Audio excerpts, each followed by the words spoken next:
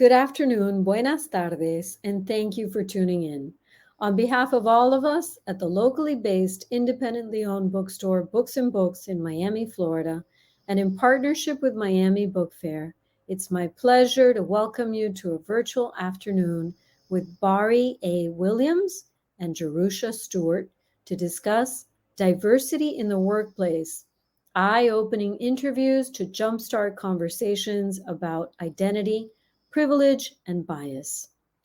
Bärí A. Williams is COO of Bandwagon Fan Club, Inc., a data and identity analytics tech company focused on the sports and entertainment space, and a diversity, inclusion, and corporate social responsibility consultant.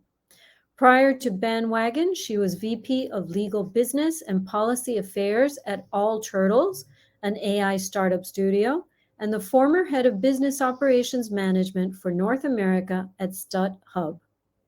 Bärí is also a published author with bylines in New York Times, Wired, Fortune, and Fast Company. Her book, Diversity in the Workplace, Eye-Opening Interviews to Jumpstart Conversations about Identity, Privilege, and Bias, was released on March 31st, 2020. I'll just remind you, you can buy it by just clicking on the green button at the bottom of the screen. So please do that and support all of us. To moderate this afternoon's conversation, we're joined by Jerusha Stewart, JD, who is the CEO of Take Your Seat, the online community she co-founded in 2020 with David Baldwin, and former CEO of Burt's Bees and seventh generation John Replogle, to increase the number of Black directors on boards. The company's mission is to accelerate boardroom inclusivity and corporate performance by increasing the numbers of Black professionals in the boardroom. Since the company's founding, Jerusha has partnered with dozens of public and private companies, including PNC Bank, Beauty Counter, Bombas, and B-Lab US Canada. A member of the NASDAQ Center for Board Excellence Insights Council, Jerusha is passionate about solving inequities through mission-focused entrepreneurial initiatives. Just a quick reminder that throughout this afternoon's broadcast, you can post questions below in the Ask a Question feature at the bottom of the screen, and please order your copy of Diversity in the Workplace from Books and Books below and support independent bookstores. And now, without further ado, I'd like to welcome our guests to the virtual stage. And here you are. Hello. Thank you, Christina, for that fabulous introduction, and welcome, Bärí. So great to have the chance to jumpstart a conversation with you this afternoon. Fabulous book. I loved it. As you can see, I've got several pages tabbed here, so much to ask you about. But first, let's talk about why you felt it was so important to write this book. I think, and thank you for having me.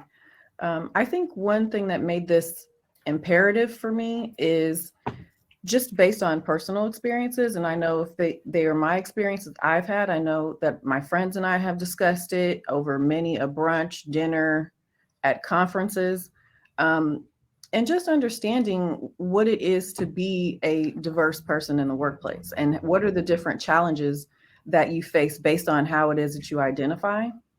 And for some people, their primary identity may be their age. It may be their geographical region of where they're from. For other people, it could be their race, could be their gender, could be sexuality, could be religion, could be culture, could be language. It's a vast spectrum. And I would say most of us fall into multiple categories. And so I thought in order to properly honor that and to help what I typically think of as HR executives and also middle managers, because they are the ones who tend to do the bulk of the hiring and may not necessarily have thought about these issues in a way that would be inclusive. So that to me was kind of the basis of why this was necessary at this moment. Well, it's such a fabulously written and incredibly eye-opening insight into the workplace. So I want to thank you for writing this book. And I think, as it says on the back of the book, it's a contemporary look at these issues. And I think one of the things that makes it modern is something that you just mentioned, this idea that so many of us have so many different parts to who we are, and the concept of intersectionality. So could you talk about that a little? Yeah, I think the word intersectionality has been around for a good long while. Kimberly Crenshaw, who is a law professor, coined the phrase. And initially it was about Black women. It was tailored to be specifically about Black women. And now it's kind of been used in an overarching manner to describe people who fit in multiple buckets of how they identify. And I think what's important about that intersectionality is that we're not all just one thing. Most people are several different things.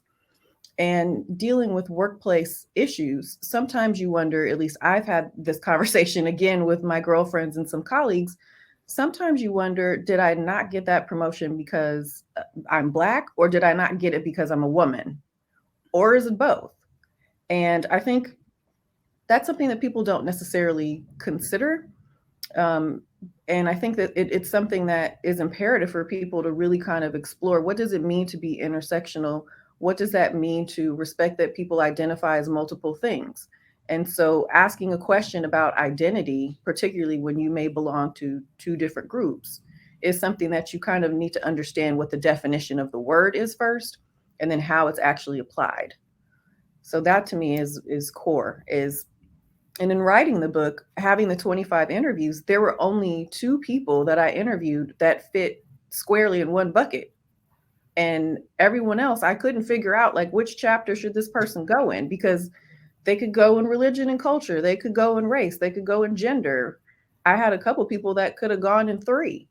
So it's trying to, understand, importantly, how do they identify primarily? And how does that set the tone for how they also interact with their other identities?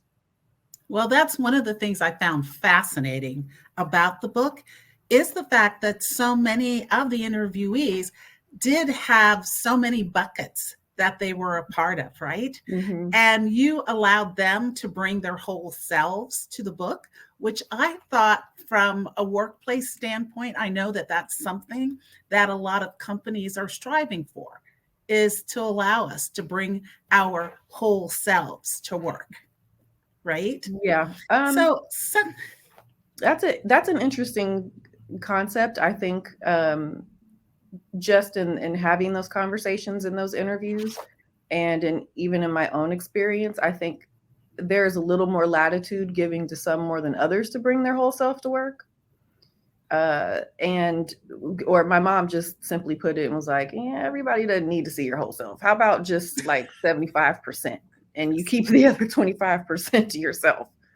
So there are different ways of thinking about it. I think bringing your whole self to work, particularly for diverse folks, is mainly about just being able to feel comfortable to express themselves in whichever way that may be, whether that's a style of dress or that is a certain type of vernacular that they use, and being accepting of those things, or if they speak different languages, or if people have accents. And, that is something that I think really is imperative. If you say that you want to have an inclusive culture and you want people to bring their whole selves to work, well, you also have to be mindful that, you shouldn't be judging people based on how they bring it.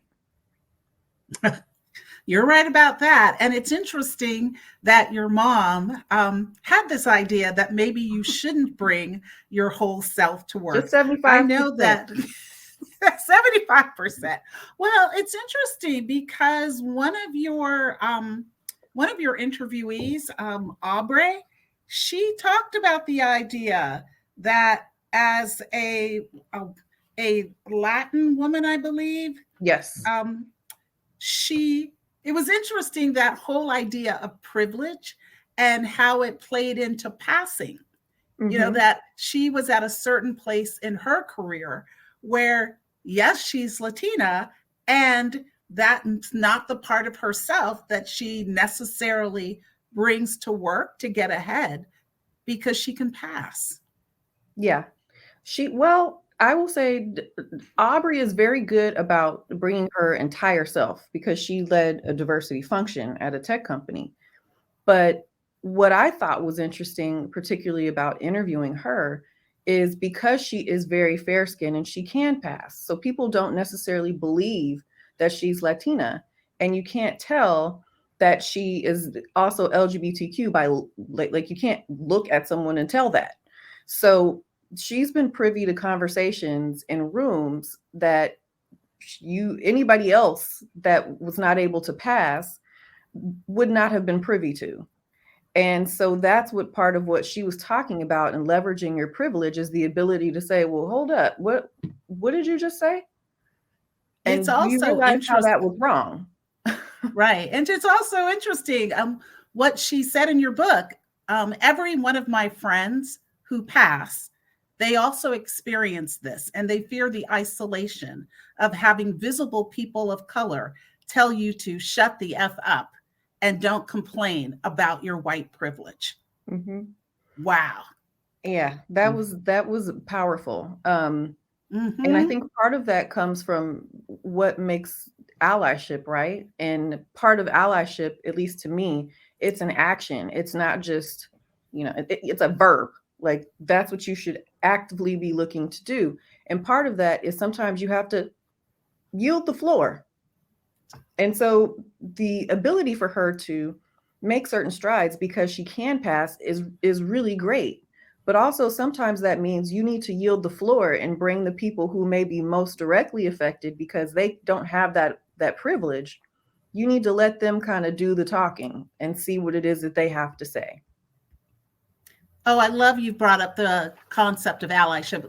Ladies and gentlemen, this is the book Diversity in the Workplace that we are discussing today. You can buy it at Books and Books, which is our program sponsor today, by just clicking that green bar at the bottom of your screen. Now, Bärí, let's talk about allyship. Can you give us just a general over description, definition as a starting place? Because I definitely want to get into this and talk about Charlotte Clymer's her interview.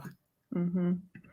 Yeah, I think so. What an ally to me means someone who is actively involved in a struggle that may not necessarily be their struggle, but you also have to be very careful that you don't take up all the air in the room as trying to be an advocate. But an ally is someone who is going to advocate for certain struggles, is going to be actively involved in fighting for more inclusion, and is willing to roll up their sleeves and do the work, but also to yield the floor when it's time to yield the floor. And I think sometimes it's that yield the floor concept that people have trouble with.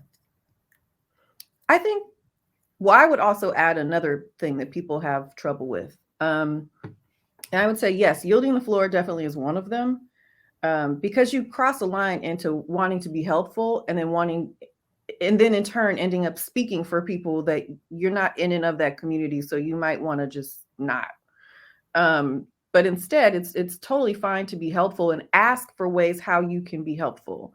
Is it, bringing your coworker, if they have a really great idea, instead of you knowing that and you know that they're not in the meeting, then why don't you say, okay, great, let's bring Danielle into the meeting, as opposed to saying, oh, well, this isn't the idea that I have. I've seen ideas be stolen because people who deserve to be in certain rooms are not in them. And people who say they are allies are kind of wishy-washy on it. And so that leads to the second point, which I think people struggle with, is performative allyship.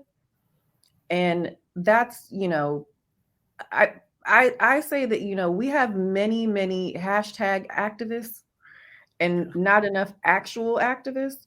And so performative allyship is, for June, for Pride Month, that Colgate is putting, giving you tubes of toothpaste sold in a rainbow container. Well, I don't need that. But instead, tell me what you're doing for your LGBTQ employees there. How many board members do you have that are LGBTQ? How many suppliers? So that's performative allyship. Like, that's nice, but what are you actively doing, particularly internally at your company? Or seeing people, change their Twitter profile pictures to those little black squares that they were doing for like solidarity for Black History Month and after the protests. And it's like, that's great, but what are you actively doing aside from changing your Twitter profile? So, right. How are you taking action? Exactly. Well, Yep. And I was going to say a concept that Charlotte Clymer brings up in your book, which I also thought was just like right on point, is central to being a good ally, is doing the labor yourself. Coming out as a trans has made me a better ally across the board. I look back at the times when I was in the closet and I would ask my friends of color very basic questions on racism and white supremacy. That's something I could have learned myself instead of having them do the labor for me. Mm-hmm. Yeah, I think we also get into issues around emotional labor and also physical labor, particularly with a lot of these companies with their employee resource groups. And so it's something that companies want to have. And for certain instances or for certain groups, they do want to feel that sense of community within their organization as like a safe space. But there's also a problem of, to a certain extent, you end up planning events for the company for Black History Month or for Juneteenth or for what have you, or for Pride Month or for Women's History Month. And that's like a part-time job in addition to your full-time job. And the problem that I have with a lot of that is, in addition to having, those basic questions where, I always tell people Google is free. So you don't have to like ask me. And having to do those things, but also those employee resource groups, oftentimes they're not compensated for that as additional work, even though it's a benefit to the company. And that's also not a criteria that's used in your performance review. So it's like you're doing it as a labor of love, but then it becomes, okay, well, this isn't mandated. I don't have to do this.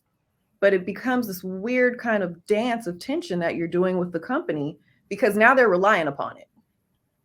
And that's the hard part. And they probably do think of it as part of who you are at the company, right? It becomes an expectation. Yeah. So if you do opt out, now you're seen as not being a team player. Not a team player. Yep. And it's like, that's fine, but my team is actually, the legal team. It's not working solely in service of an ERG. So that's the hard part. Or you get inexperienced heads of HR that have never helped create an ERG or don't know how, or because they may not be in and of that particular community, they may be afraid to do it. And they kind of want something to bubble up organically, which I also completely understand and respect, but you are now putting part of your job off on people that already have a full-time job. Right.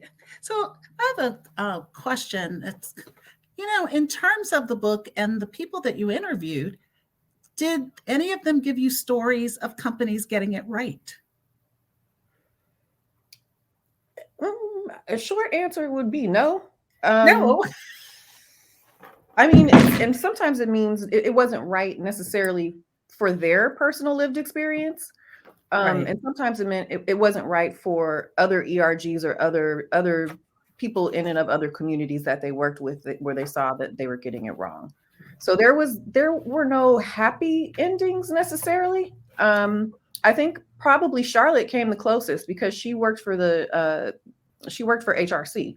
So you're dealing with an entire organization that's built around LGBTQ diversity. So I think that was probably the happiest story.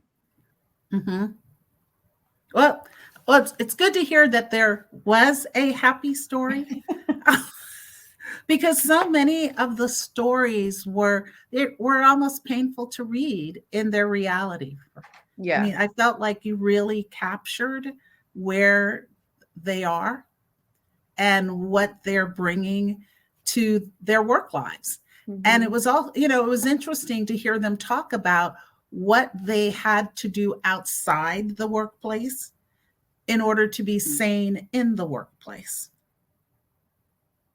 So whether it was support groups or healing circles. Oh, it looks like we may have, there's Bärí back. What happened? Okay. There we go. You're back. So as I was saying, they, some of them mentioned things like support groups, healing circles, great, friends outside of the workplace to help them cope with what was happening in the workplace. Mm-hmm. Anything you'd like to add to that? I think that goes back to what I was saying about having these brunches. Sometimes they were just like healing circles, just over a good meal. And you could swap, whatever your flavor of horror story was for the week. And but you definitely do have to have some type of external outlets in order to survive in some of these workplaces. And I think that is especially true when you think of tech companies and pre-pandemic, where you had to live in the Bay Area. And if you're coming from someplace like, Brooklyn or Atlanta or LA, having to live in and around, like between San Francisco, Menlo Park, and Mountain View and San Jose, you're looking for where is my community? What can I do? And I remember when I worked at Facebook and I was on one of the leaders of their ERG, the first thing that new hires would ask us is, where can I get a haircut or get my hair done? Where's a church? Like, where does everyone hang out? Because I haven't seen it around here. And meaning Menlo Park and Mountain View. And that's true. It could be isolating, particularly if you're young, and most of the folks who come out here were working in tech, they're, between 22 and 35. And these places are suburbs. And San Francisco has a 5% Black population. So that would be very hard to try to find community. And, that's just kind of the struggle, is you have to, if you can't find a type of consistent support in the workplace, you definitely have to make sure you have one outside of it. And also that's a retention issue, because if people can't find a community in either place, they're not going to stay. No, you're right.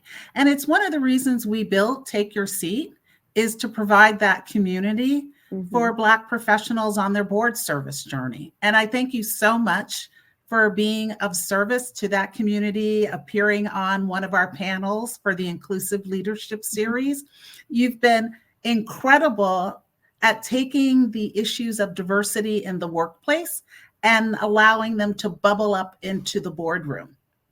And one of your interviewees in your book, Libby Leffler Hoagland, she talked about the idea of culture fit. And I loved what she said. I think culture fit is an excuse. I don't think it has any meaning. It is totally ambiguous. And when someone says someone isn't a fit, what does that mean? Are they capable? Do they have experience? Do they have grit? Are they hardworking and embody the values of what we are doing? You don't have to be a fit to have grit and resilience.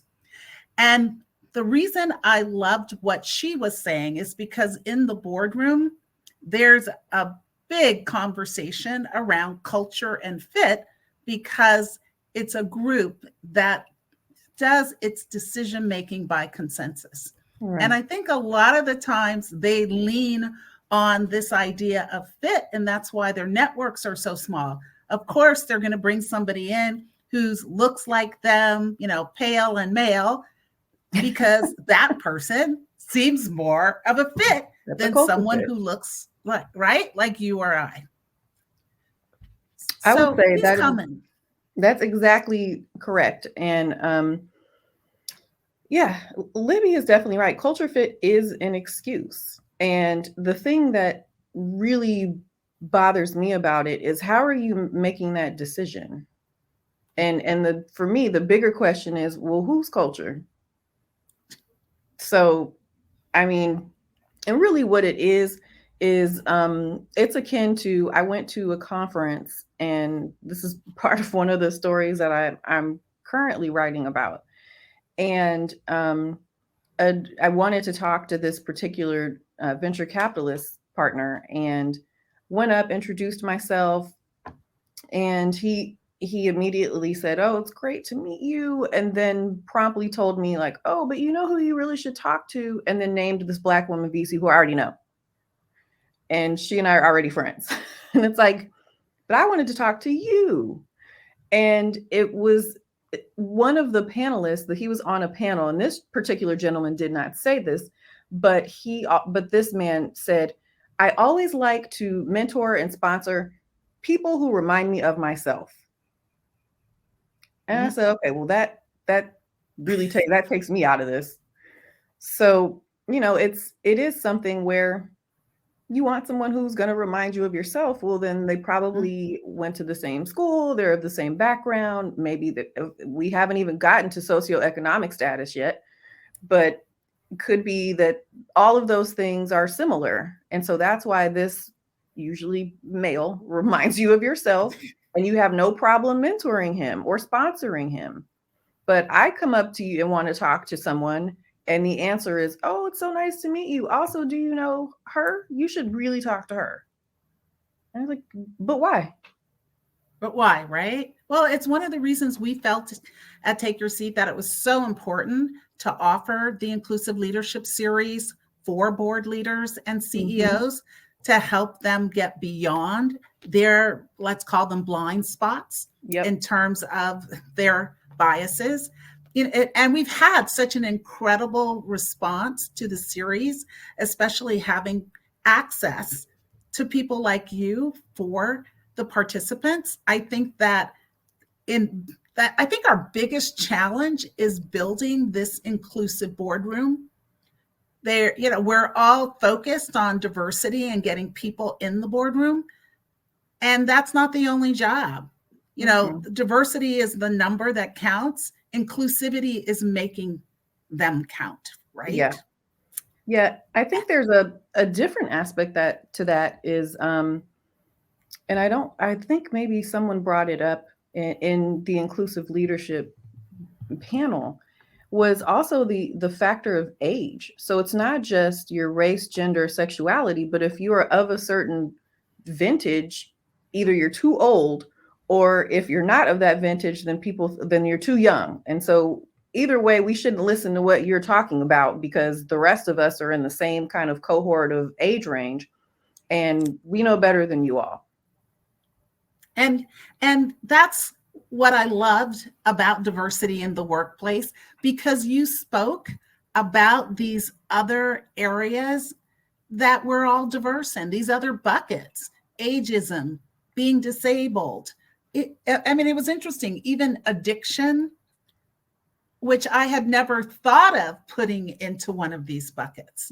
So the idea of just the diversity of lived life experiences that everyone brings to the table, and especially to a boardroom, that could help a company expand their market share globally or just within the United States, is huge. Well, our time is going by fast, Bärí. This has been such an incredible conversation with you today. I want to remind everyone again, the green bar is there at the bottom of the screen to get her fabulous book. And all of you who are here today, if you are not a member of Take Your Seat, please join the community. All are welcome, and you can join us at takeyourseat.co. Bärí, you spoke about more writing. I know you've got another book in you. Tell me what's happening next. Yeah, I think it's pretty much my adventures of being a Black woman in tech, and lots of interesting stories there. everything from, did you get into Berkeley on affirmative action to why does your hair do that, to having people actively stick their hands in my hair. And just all the kind of difficult conversations that you have to have around that. And what does that mean, particularly when you look at statistics? But I'm trying to humanize those statistics. Like, oh yeah, I definitely have fallen to this percentage. I can definitely say I've experienced this. So yeah, there definitely is another one in me. So. Well, that's great to hear. And I see in the chat that we've got several questions about your current book. So the first question I want to ask is, could you speak to the importance of mentorship and sponsorship for diverse people in the workplace? Yes. So mentorship, and first I want to differentiate a mentor and a sponsor have different roles. Now, it could be the same person, but typically what it is that they're doing will be different. So a mentor is someone who kind of guides you along your career and helps you, and that maybe they don't work with you, but there's someone that you look up to and you want to kind of follow their path or get their advice. One of my girlfriends calls her mentors her personal board of directors, and they kind of help her figure things out. A sponsor is someone who will talk you up in rooms that you're not in. And that may be with or without your knowledge. And so that's somebody who can actively advance your career, whether that is getting on a board or if that is at your current company. And that's the person who is saying, let's bring Danielle into the meeting next time she has great ideas. Or that's the person who will go to bat for you and advocate for you for that raise or for that promotion. So that's the distinguishing difference between a mentor and a sponsor. And it's incredibly important, particularly for diverse employees, to have one or to have both, because there are going to be some rooms that you're not in that you should be. And having a sponsor in particular is going to help get you in those rooms. And I can say for myself, I know that there are rooms that I should have been in and I wasn't. And so finally having someone that would advocate was incredibly helpful to make that happen. And I've got a follow-up question to that. For the person who doesn't know how to make that happen, how would you say they should approach finding that sponsor or mentor? Mm-hmm. I would say if that's going to be something that you want to do within your company, I would say find somebody, and they don't necessarily have to be in your particular department of the organization, but somebody that you look up to, somebody whose work you admire, somebody who you see actually receives certain markers of success at the company and accomplishments, and just be honest and ask that person to go to coffee. I don't know if you can do a virtual coffee now. Some people are doing hybrid. But ask that person to go to coffee and then just express your interest and your admiration for their work. I think being honest about something tends to go a lot further and also goes faster. And that's what I did. I had a mentor that he never has worked with me. We did not go to law school together. I just happened to randomly meet him and asked him if he wanted to get together for coffee one day. And he did. And he was like, "Oh my God, I'm so flattered." And I said, "Well, I would love for you to kind of help me guide where it is I'm trying to go." And he said, "Oh, fantastic. I'd love to." And so whenever I have like a big decision that I need to make that has to do with career, I call him and he will say, "Well, this is how I would approach it." And once, I think maybe the last time I did, I called him and asked, and he said, "You don't even need me anymore." But it's like, okay. He probably was thinking it's your turn to take over that role for someone else. Yeah. Yeah. And I'd just like to add to what you're saying.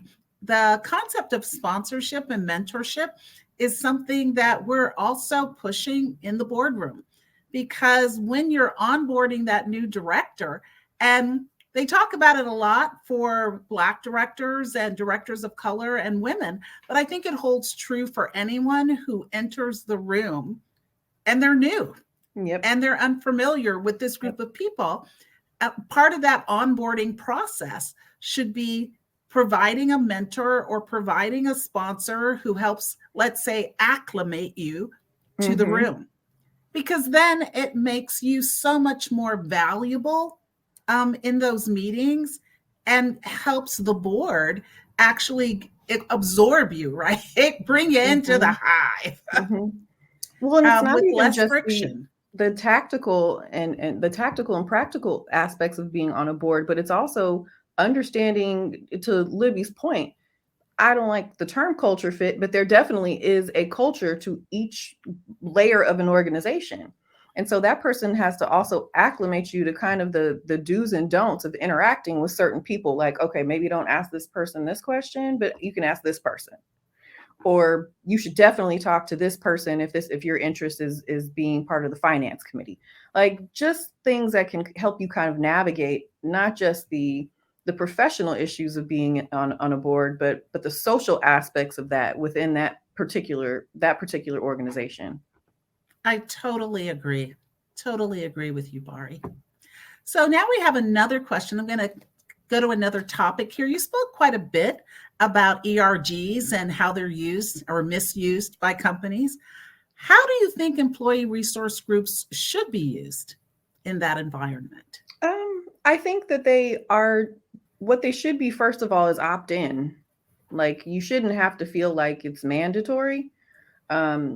And I say that particularly having seen at smaller companies that I've worked with, that if you have, a certain number of LGBTQ employees or a certain number of Black employees, particularly if it's a number that's not even double digits, it's kind of like you feel this thing where it's mandatory that they're making you participate and making you do this extra labor for the company. And the way that I would approach that is, okay, well, if you're going to do that, then first off, they should have a budget if you're going to make them organize events and do things. And it should be a decent sized budget.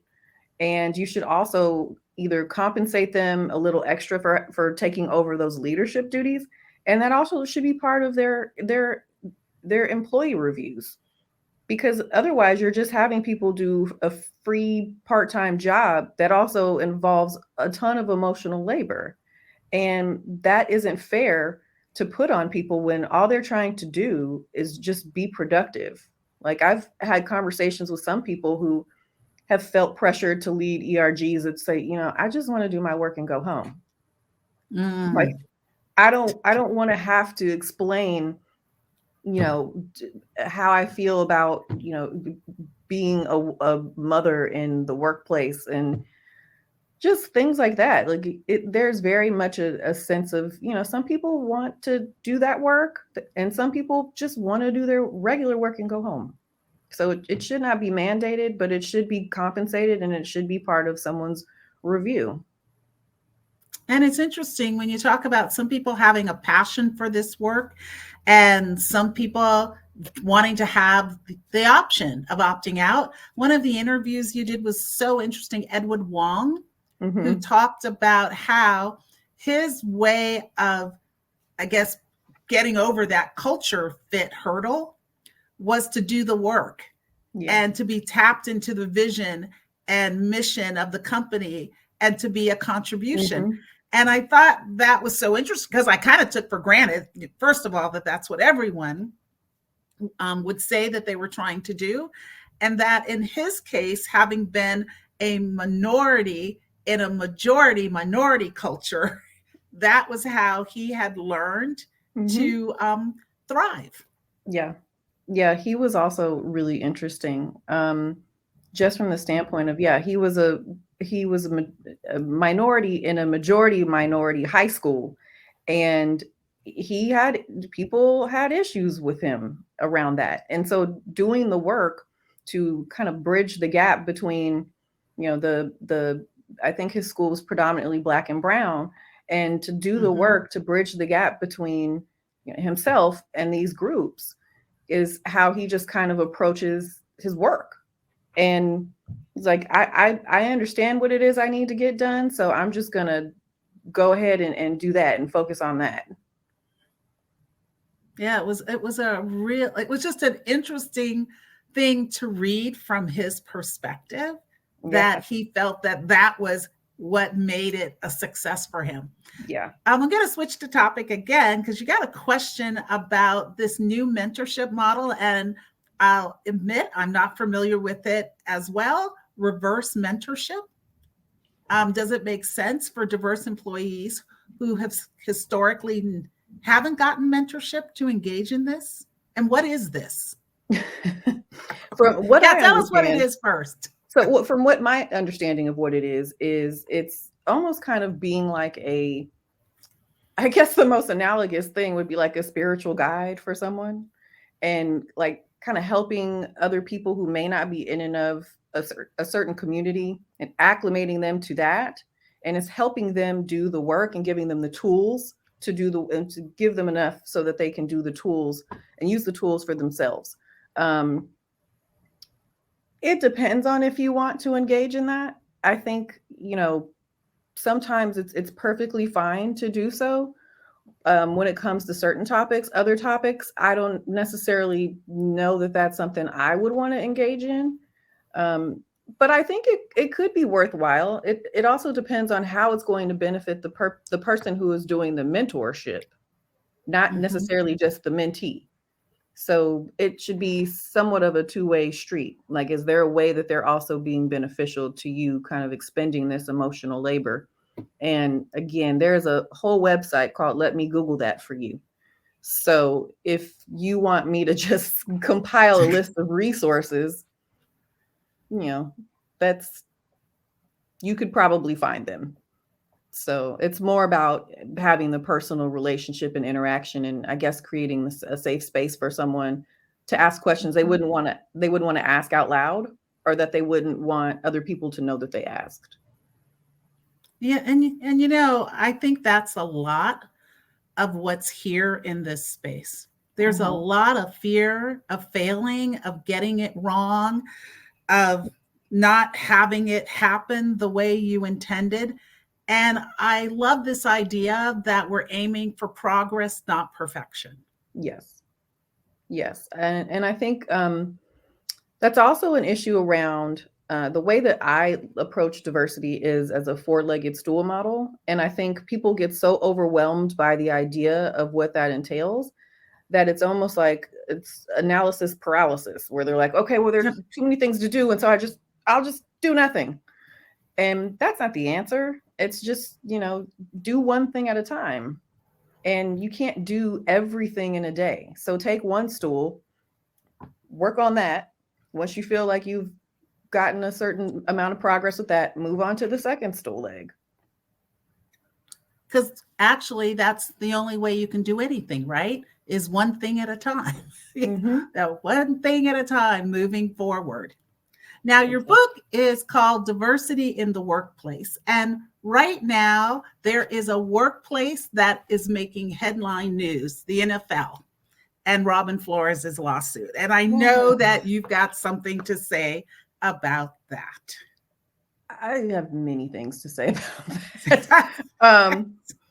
And not just because I am an avid football fan, but I completely understand the idea of they've been getting complaints for decades. And so you institute the Rooney Rule, which is we'll interview a person of color for the coaching job, the GM job, before we make a hire. However, the problem is you can't have already hired the person and told the person that they've got the job, and then you circle back around and interview Flores just so you can check another box and say, okay, well, we interviewed 3 people of color.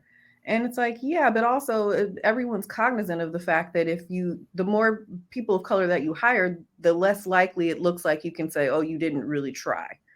And I think that's also something that is analogous to what I've seen in tech is, the guy who ended up getting the hire over Flores, he had been like entrenched in NFL relationships for decades. And so has Flores, but to a lesser extent. And so that also plays into networks and nepotism, and like, I'm going to refer somebody who's my friend. And if you get a lot of that, you're going to get a lot less diversity.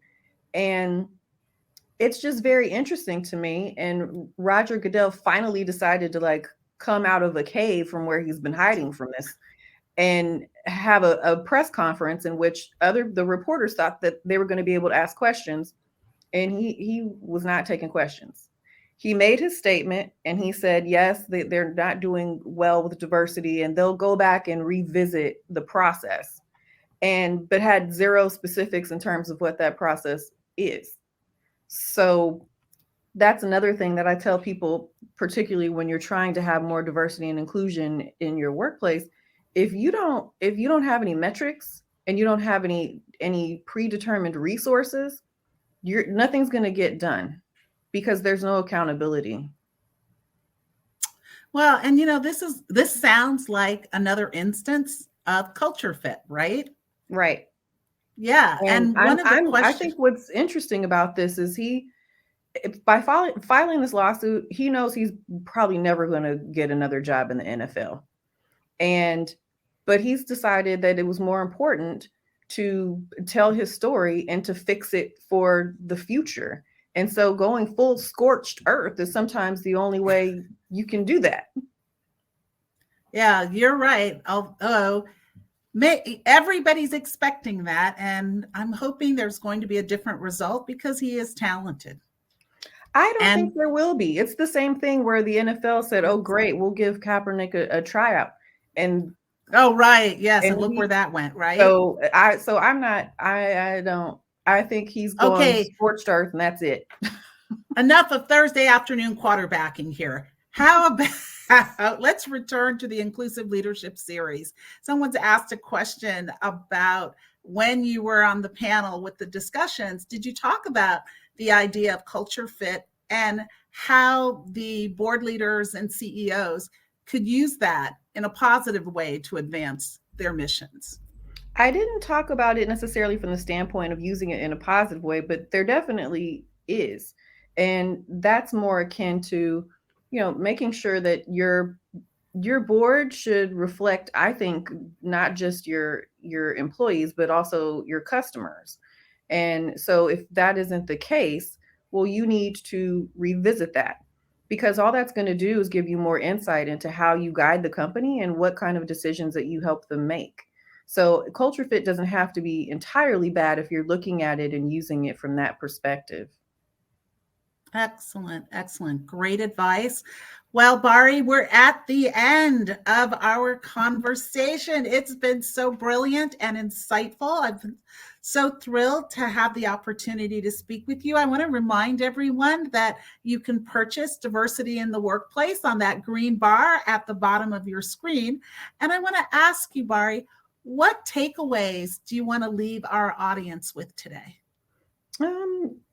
I would just say, don't be afraid to have hard conversations, but also be mindful that when you are having those hard conversations, how does that person identify, and how is it that you are receiving whatever their conversation is about based on preconceived notions, and to be very aware that you don't want to go into the conversation with confirmation bias. Oh, I knew she was going to say that. I was about to say, explain quickly what's confirmation bias. Confirmation bias another term. Yes, confirmation bias is when you are you already have a preconceived notion about someone, or you are like believe in stereotypes about certain groups of people. And so when you're having conversations with them, you're negating probably 3/4 of what they're saying. But instead, you're like solely laser focused on that thing that's like, oh, I knew this was true. I knew this was true about her, or I knew this was true about them. So you make sure you enter conversations without having confirmation bias. Be open-minded. Be open-minded. Well, thank you all for joining us today. It's been an amazing conversation. Thank you, Bärí, for all of your great information and for writing Diversity in the Workplace. And again, you can purchase it at that green bar, bottom of your screen, or at Books and Books in Miami. Thank you so much for hosting us this afternoon. And thank you all for joining us, and join our community at takeyourseat.co. Thank you.